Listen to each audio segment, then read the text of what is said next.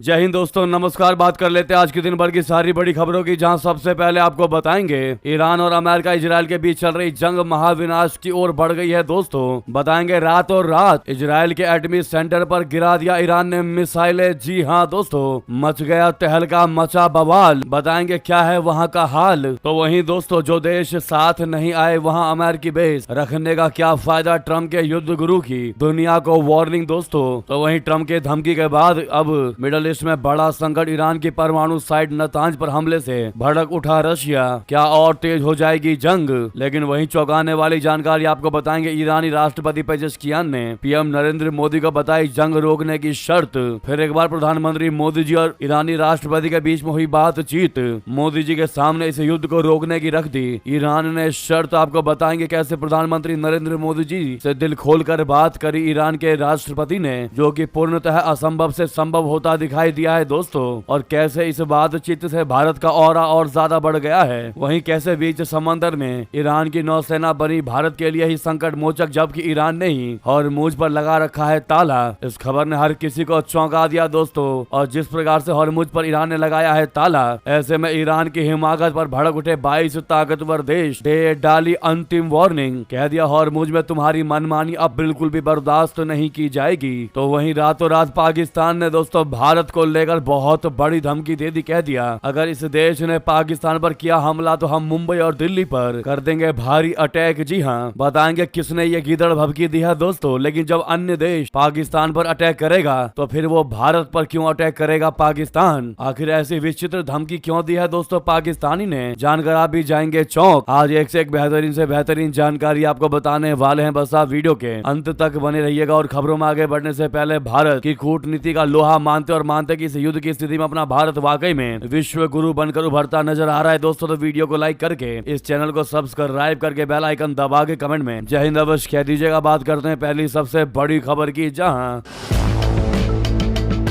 Iran और America Israel के बीच चल रही जंग महाविनाश की ओर बढ़ गई है। ईरान ने शनिवार को देर रात इजराइल पर बड़ा अटैक कर दिया दोस्तों। इजराइल पर मिसाइल से हमला बोलकर इस दावे को मजबूत कर दिया है। ईरान ने इजराइल के परमाणु शहर डिमोना पर बैलिस्टिक मिसाइलों से हमला किया है। इस भीषण मिसाइली हमले से हुए कुल नुकसान की सटीक जानकारी फिलहाल तो सामने नहीं आ पाई है, लेकिन शुरुआती रिपोर्ट के अनुसार एक बहुत बड़ी इमारत मलबे में तब्दील हो गई है और करीब 20 लोगों के घायल होने की खबर है दोस्तों। डिमोना कोई आम शहर नहीं बल्कि इजराइल के उस बेहद सीक्रेट परमाणु कार्यक्रम का सेंटर है। इसके तहखानों में दर्जनों परमाणु बम रखे होने का दावा किया जाता है। मिसाइली हमले के बाद डिमोना में इमारतें ढहने के खौफनाक फुटेज तो सामने आए हैं और पूरे दक्षिणी इजराइल में खतरे के सायरन लगातार चीख चीख कर बज रहे हैं दोस्तों। ईरान के हमले के वीडियोस भी सामने आए हैं, जिसमें एक बैलिस्टिक मिसाइल डिमोना पर गिरते दिखाई दे रहा है दोस्तों। इस भीषण हमले के बाद एक बड़ी इमारत के मलबे में तब्दील होने की जानकारी सामने आ रही है। वीडियो सामने आया है दोस्तों। कम से कम 20 लोगों के घायल होने की जानकारी है। रेस्क्यू टीमें और बचाव दल मलबे में दबे लोगों को निकालने के लिए मौके पर पहुंच चुके हैं। इस अफरा तफरी के बीच हालात तब और ज्यादा खतरनाक हो गए जब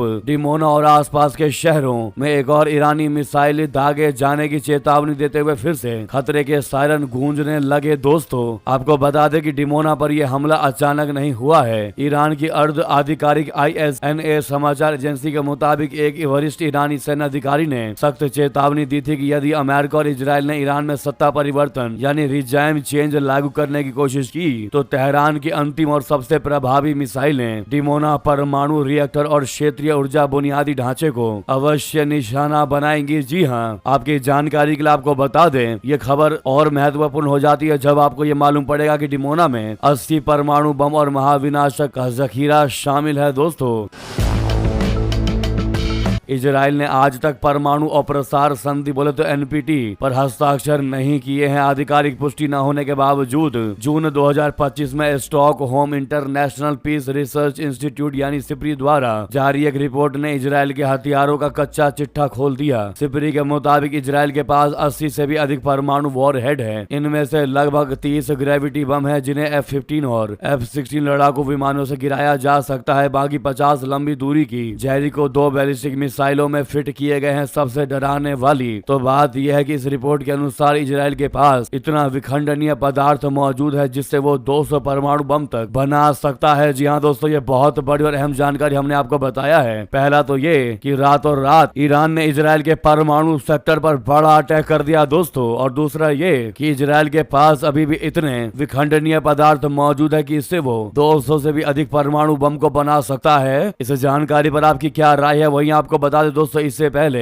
यानी इजराइल के परमाणु सेक्टर में अटैक से पहले अमेरिका और इजराइल ने ईरान पर भी तगड़ा अटैक किया था दोस्तों। ईरान की रीढ़ की हड्डी खार्ग पर पहला अटैक किया था यूएस इजराइल की मिसाइल से आग का गोला बना यात्री जहाज। बता दे बड़ी जानकारी, मिडल ईस्ट में नौरोज के जश्न नहीं बल्कि बर्बादी की आतिशबाजी चल रही है दोस्तों। शनिवार सुबह से ही अमेरिका, इजराइल और ईरान के बीच धुआंधार मिसाइल और ड्रोन बाजी चल रही है। इसी बीच अब अमेरिका ने सीधा ईरान की रीढ़ की हड्डी पर अटैक कर दिया। अमेरिकी और इजरायली सेना ने ईरान के रणनीतिक रूप से अहम खार्ग आइलैंड पर भीषण अटैक बोल दिया। तेहरान टाइम्स की रिपोर्ट के अनुसार इस हमले में ईरान के एक बड़े यात्री जहाज को आग का गोला बना दिया गया है। बता दें कि एक दिन पहले ही अमेरिका का यूएसएस त्रिपोली युद्धपोत ईरान की तरफ निकला था। ईरान के खार्ग आइलैंड पर पहला अटैक करते हुए अमेरिका इजराइल ने यात्री जहाज पर मीज़ा को निशाना बनाया है। इससे पूरे इलाके में हड़कंप मच गया। नए साल के मौके पर हुआ ये हमला साफ साफ इशारा है कि अब ये जंग रिहायशी और नागरिक ठिकानों तक पहुंच सकती है दोस्तों। ईरान के खार्ग द्वीप को उसकी अर्थव्यवस्था की रीढ़ माना जाता है क्योंकि यहीं से ईरान का ज्यादातर तेल एक्सपोर्ट होता है। अमेरिकी इजरायली गठबंधन ने खार्ग द्वीप के मशहूर पर्ल पियरे को निशाना बनाया। हमले में यात्री जहाज पर मीसा सीधे निशाने पर आ गया और देखते ही देखते आग के गोलों में तब्दील हो गया दोस्तों। इस जहाज की क्षमता हर ट्रिप में लगभग 350 यात्रियों को ले जाने की होती है। गनीमत ये रही कि हमले के वक्त जहाज पर कोई भी यात्री सवार नहीं था, वरना ये एक बहुत बड़े नरसंहार में बदल सकता था दोस्तों। लेकिन वहीं ईरान की इस परमाणु साइट नतांज पर हमले से भड़क गया रशिया और कह दिया कि यह इंटरनेशनल कानून का तगड़ा उल्लंघन है और इससे मिडल ईस्ट में बड़ी तादाद का खतरा है। जी हाँ, रशिया ने नतांज फैसिलिटी पर हुए हमले की निंदा की है और इसे इंटरनेशनल कानून का खुला उल्लंघन बता दिया है। रूसी विदेश मंत्रालय की प्रवक्ता मारिया जखारोवा ने एक बयान में कह दिया है कि एक बयान में यूएस और इजराइल के बड़े हमलों की निंदा की और उन पर सिविलियन कैजुअलिटी और संभावित रेडियोलॉजिकल और एनवायरमेंटल नतीजों को नजरअंदाज करने का गंभीर आरोप लगाया। उन्होंने कहा कि नतांज में यूरेनियम एनरिचमेंट फैसिलिटी जो इंटरनेशनल एटॉमिक एनर्जी एजेंसी यानी आईएईए के सेफगार्ड्स के तहत काम करती है को शनिवार सुबह फिर से टारगेट किया गया, जबकि पहले यह दावा किया गया था कि पिछले साल यूएस एयर स्ट्राइक में ईरान का न्यूक्लियर प्रोग्राम खत्म हो गया था दोस्तों। लेकिन वहीं आपको बता दें चौंकाने वाली जानकारी, जिस प्रकार से ईरान, इजराइल, अमेरिका का शनिवार सुबह से ही लगातार एक दूसरे पर ड्रोन अटैक जारी है दोस्तों। ऐसे में अब G7 ने बहुत बड़ी डिमांड रख दी है। उन्होंने तुरंत के तुरंत बिना किसी कंडीशन के ईरान अटैक को रोक देने की मांग उठा दी है दोस्तों। उन्होंने अमेरिका और इजराइल से बहुत बड़ी रिक्वेस्ट कर दी है कि वो तुरंत प्रभाव से ईरान पर हमलों को रोके दोस्तों। जब G7 रिक्वेस्ट कर रहा है तो आप अंदाजा लगा सकते हैं कि अगर ये युद्ध लगातार चलता रहा, वार पलटवार लगातार चलता रहा, तो पूरी दुनिया में महामारी पैदा हो सकती है दोस्तों। बहुत बड़ा संकट खड़ा हो सकता है, दुनिया फिर से पुराने युग में जा सकती है। जी हाँ दोस्तों, साथ ही साथ उधर आपको बता दें ईरान से जंग के बीच अमेरिकी राष्ट्रपति ट्रंप के युद्ध गुरु कहे जाने वाले सीनेटर लिंडसे ग्राहम ने एक बहुत बड़ी और नई सलाह दे दी है दोस्तों। उन्होंने कह दिया है कि अमेरिका अब उन देशों में अपना सैन्य बेस नहीं रखेगा जिन्होंने जंग में अमेरिकी बेस के इस्तेमाल की इजाजत नहीं दी है दोस्तों। सीनेटर लिंडसे ग्राहम का कहना है कि अगर आवश्यकता पड़ने पर अमेरिका इनका इस्तेमाल नहीं कर सकता तो ऐसे देशों में अमेरिकी बेस रखने का क्या ही फायदा। इससे बेटर उन देशों में अमेरिकी बेस ना ही हो तो बेहतर है। आपको बता दें कि स्पेन, जर्मनी जैसे कई देशों ने अपने देश में मौजूद अमेरिकी बेस को ईरान जंग में शामिल होने की इजाजत नहीं दी है। यूरोप के कई देशों में अमेरिका के दर्जनों सैन्य बेस हैं। 80 से भी ज्यादा देशों में कुल 750 से अधिक सैन्य ठिकाने हैं। इनमें से 55 देशों में अमेरिका के 128 प्रमुख बेस हैं। यूरोप के विभिन्न देशों में कुल मिलाकर करीब 3 दर्जन सैन्य बेस हैं दोस्तों, जहां करीब 80,000 सैनिक रह रहे हैं। जी हाँ, इससे पहले आपको याद होगा अमेरिकी राष्ट्रपति ट्रंप ने खुद नाटो देशों को खरी खरी सुनाई थी। उन्होंने कह दिया था कि अमेरिका के बिना नाटो एक कागजी शेर है। नाटो देश परमाणु शक्ति वाले ईरान को रोकने की लड़ाई में शामिल नहीं होना चाहते थे। अब जब वो लड़ाई फौजी तौर पर जीत ली गई है तो उनके लिए इसमें बहुत कम खतरा था। वो तेल की उन ऊंची कीमतों की शिकायत कर रहे हैं जो उन्हें चुकानी पड़ रही है। जी हाँ, ट्रम्प ने कहा मगर नाटो देश हॉर्मुज स्ट्रेट को खोलने में मदद नहीं करना चाहते, जो कि एक आसान सी फौजी कार्रवाई है और तेल की ऊंची कीमतों का एकमात्र कारण भी। जी हाँ, उनके लिए ऐसा करना कितना आसान और इसमें जोखिम भी कितना कम है। कायरो, हम यह बात याद रखेंगे कि तुमने हमारी जरूरत पड़ने पर मदद नहीं की। साथ ही साथ उधर ईरानी राष्ट्रपति पेजेश्कियान ने प्रधानमंत्री नरेंद्र मोदी जी से की बात, वो भी दिल खोलकर दोस्तों, और बता दिया कि जंग को रोकने के लिए हमारी क्या क्या शर्तें हैं, हमारी क्या क्या कंडीशंस हैं। कह दिया कि जब तक अमेरिका और इजराइल गारंटी नहीं देगा तब तक ये युद्ध नहीं रुकेगा। दोस्तों, पश्चिम एशिया में जारी तनाव के बीच ईरान के राष्ट्रपति मसूद पेजेश्कियान ने शनिवार को भारत के प्रधानमंत्री नरेंद्र मोदी जी के साथ टेलीफोन पर बातचीत की। इस दौरान दोनों नेताओं ने द्विपक्षीय संबंधों के साथ साथ क्षेत्रीय और अंतर्राष्ट्रीय घटनाक्रमों, खासकर अमेरिका ईरान की ओर से ईरान के खिलाफ जारी सैन्य कार्रवाइयों के संदर्भ पर चर्चा की। राष्ट्रपति पेजेश्कियान ने इन हमलों, गैर कानूनी कार्रवाइयों और अपराधों के विभिन्न पहलुओं के बारे में बताते हुए जोर दिया कि ईरान ने इस युद्ध की शुरुआत नहीं की थी। उन्होंने कहा कि हमलावरों ने बिना किसी वैध कारण, तर्क, कानूनी आधार के चल रही परमाणु वार्ताओं के दौरान ही ईरान पर सैन्य हमले शुरू कर दिए थे। उन्होंने कहा कि इन हमलों में इस्लामिक क्रांति के सर्वोच्च नेता, वरिष्ठ सैन्य कमांडर और कई निर्दोष नागरिक भी मारे गए, जिनमें मासूम स्कूली बच्चे भी शामिल हैं। अब ऐसे में पेजेश्कियान ने इस बात को दोहरा दिया मोदी जी के सामने कि अगर युद्ध को खत्म करवाना है तो अमेरिका इजराइल को हमला बंद करना पड़ेगा। साथ में उन्होंने कह दिया कि हम बातचीत करने के लिए हमेशा तैयार है ताकि उसके शांतिपूर्ण परमाणु कार्यक्रम की निगरानी और सत्यापन को सुनिश्चित किया जा सके। दोस्तों, उन्होंने पश्चिम एशिया के देशों के साथ मिलकर एक क्षेत्रीय सुरक्षा ढांचा बनाने का भी प्रस्ताव रखा, जिसका उद्देश्य बिना बाहरी हस्तक्षेप के सहयोग के जरिए शांति और स्थिरता स्थापित करना हो सकता है। जी हाँ दोस्तों,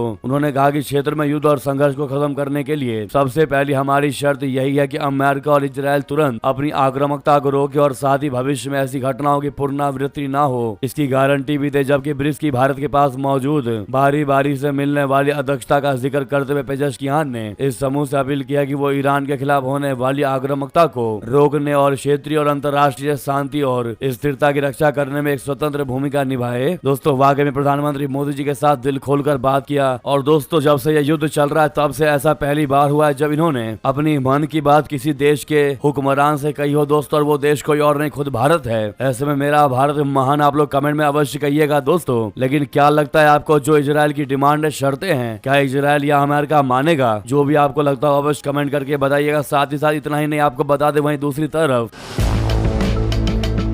जयशंकर जी ने भी एक बार फिर ईरान के विदेश मंत्री को मिला दिया फोन। पश्चिम एशिया में संकट को लेकर अहम चर्चा की। इस बातचीत के दौरान सबसे पहले उन्होंने नवरोज और ईद की बधाई दी, फिर पश्चिम एशिया में चल रहे युद्ध संघर्ष को लेकर चर्चा की। आपको बता दें कि दोनों विदेश मंत्रियों के बीच अब तक 5 बार बातचीत हो चुकी है। विदेश मंत्री जयशंकर जी ने अपने एक्स हैंडल पर इसकी जानकारी देते हुए लिखा, जैसा कि आप सामने देख ही पा रहे हैं। उन्होंने लिखा कि आज शाम ईरान के विदेश मंत्री अब्बास अराक्ची से बात हुई। मैंने उन्हें नवरोज और ईद की बधाई दी। हमारी बातचीत संघर्ष से संबंधित नवीनतम घटनाक्रमों और क्षेत्र पर इसके प्रभावों पर केंद्रित थी। साथ ही साथ दोस्तों, उधर आपको बता दें जहां पूरी दुनिया के लिए हॉर्मुज स्ट्रेट है बंद, जहाजों की लंबी लंबी लगी है कतारें, नहीं मिल रहा है हॉर्मुज स्ट्रेट से निकलने की इजाजत। इसी बीच समंदर में ईरान की नौसेना बनी भारत के लिए संकट मोचक एलपीजी टैंकर को पार करा दिया स्ट्रेट ऑफ हॉर्मुज का रास्ता। जी हाँ दोस्तों, आपको बता दें कैसे ये संभव हो पाया। दरअसल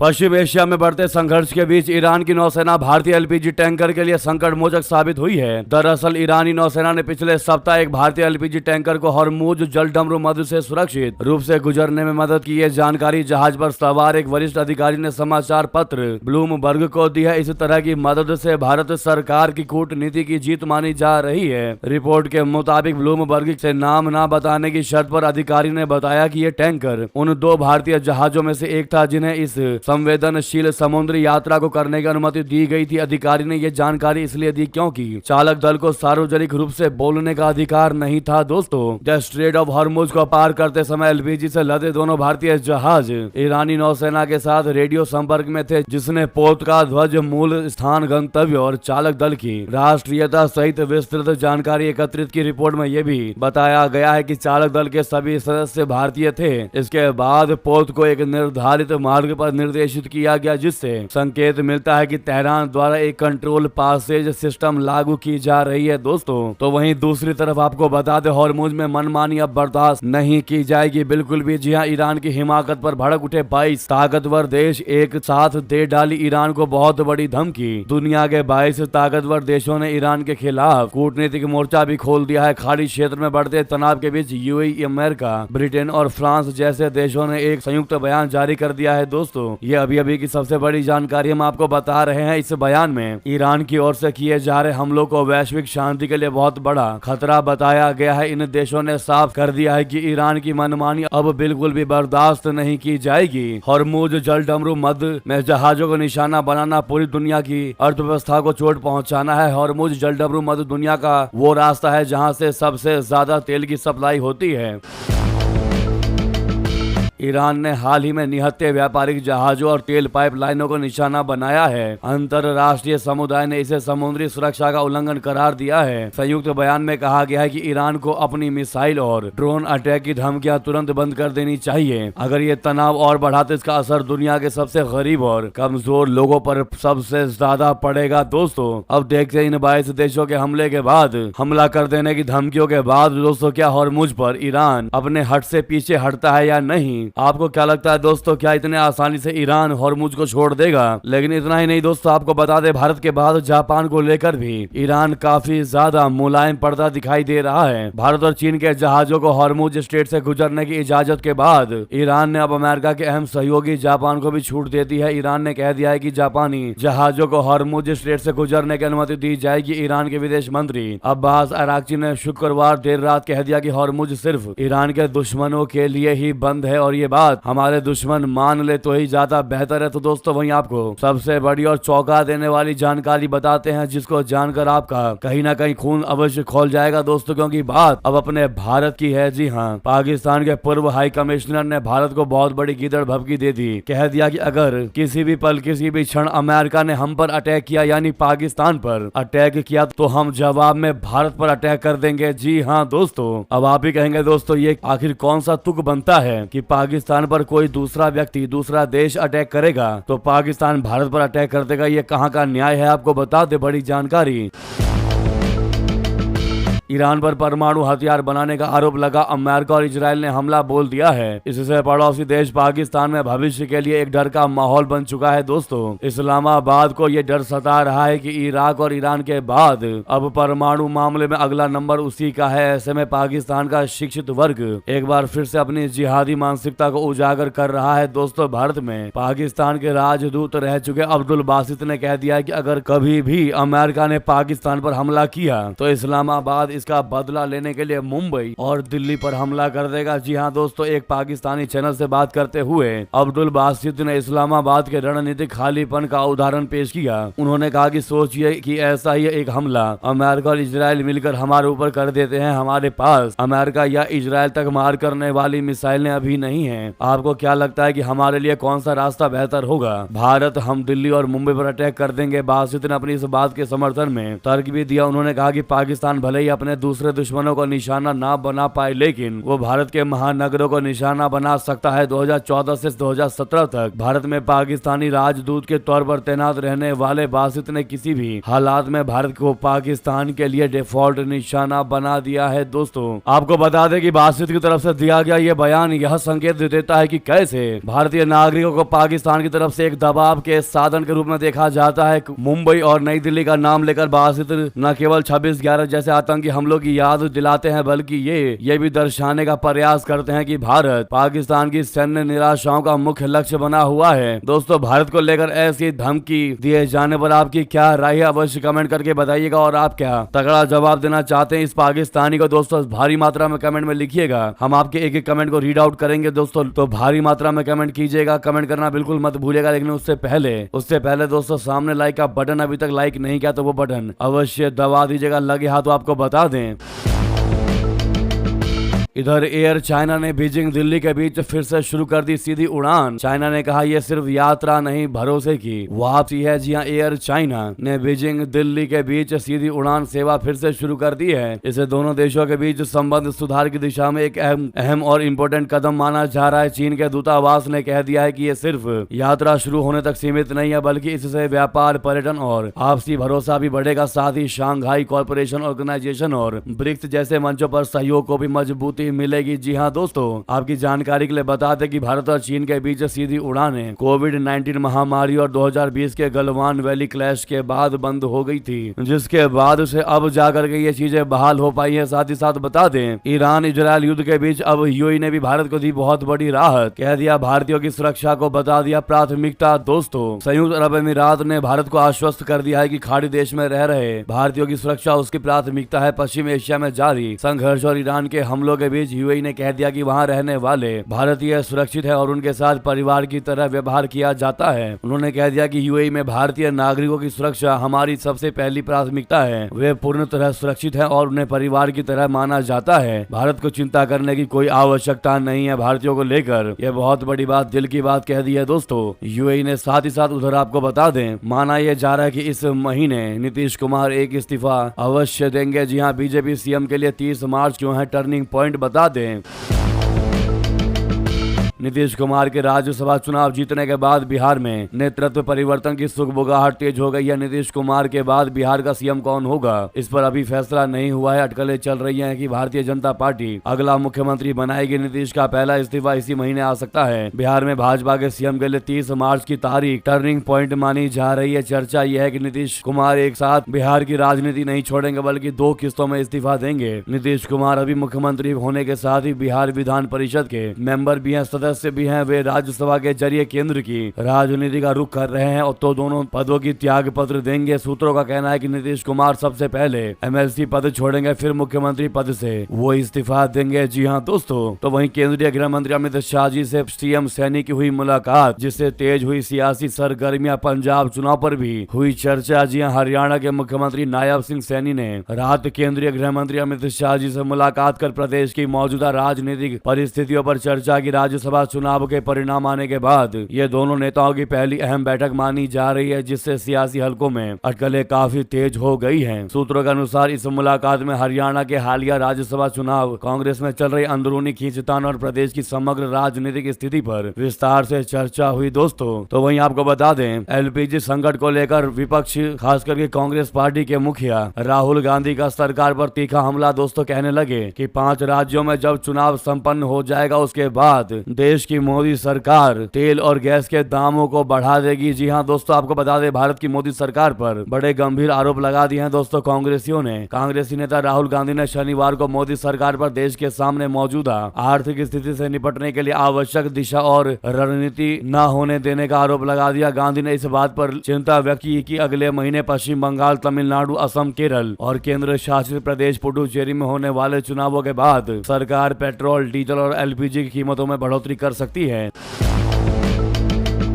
अब आप ये अंदाजा लगाइए दोस्तों, जहां मोदी सरकार लगातार हॉर्मुज को लेकर या बाकी अन्य देशों से जहां से भी चीजें संभव हो पा रही है, उनसे रिक्वेस्ट करके भारत मंगाने का प्रयास कर रही है। यहां तक कि खुद हॉर्मुज में ईरान भारत की मदद कर रहा है, भारत के जहाजों को भारत भेज रहा है दोस्तों। लेकिन विपक्ष को ये लग रहा है कि यही ऐसा मौका है कि हम भारत की मोदी सरकार को डिफेम कर सकते हैं, भारत के लोगों के नजरियों में उनको गिरा सकते हैं। लेकिन दोस्तों, क्या लगता है आपको, क्या भारत की मोदी सरकार एलपीजी और तेल पर कार्य नहीं कर रही है जैसा कि विपक्ष कह रहा है? दोस्तों आप लोगों को क्या लगता है, जरूर कमेंट करके बताइएगा। या फिर विपक्षियों की ये बड़ी चाल है? जो भी आपकी राय हो दोस्तों जरूर कमेंट कीजिएगा। लगे तो इस वीडियो को लाइक करके, इस चैनल को सब्सक्राइब करके, बेल आइकन दबा के कमेंट में जय हिंद अवश्य कहिएगा दोस्तों। तो मिलते हैं आपसे अगली बड़ी खबर में। यहाँ तक बने रहने के लिए आप सभी का बहुत बहुत धन्यवाद, बहुत बहुत आभार। जय हिंद, जय भारत।